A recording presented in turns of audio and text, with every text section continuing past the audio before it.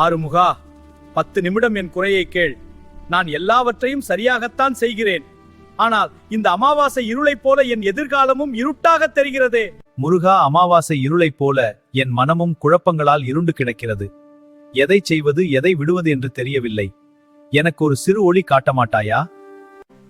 கடல் அலை ஓய்ந்த பிறகுதான் குளிக்க வேண்டும் என்று நினைத்தால் உன்னால் ஒருபோதும் குளிக்க முடியாது. அலைகளுக்கு நடுவே நீந்த பழகு. உன் கஷ்டங்கள் உன்னை அழிக்க வரவில்லை, உன்னை செதுக்க வந்திருக்கின்றன. என் கைவேல் உன் பக்கம் இருக்கும்போது நீ ஏன் அஞ்சுகிறாய்?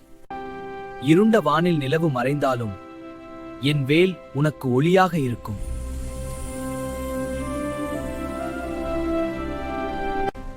அமாவாசை இருளில் வேல் மின்னும்.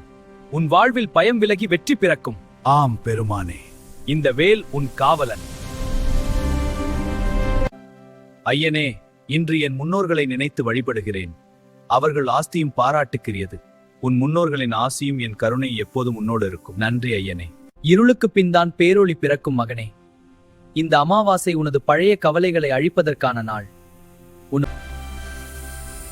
புரிந்தது முருகா, இனி பயமில்லை. என் உழைப்பு உனது பாதத்தில், வெற்றி உன் கையில்.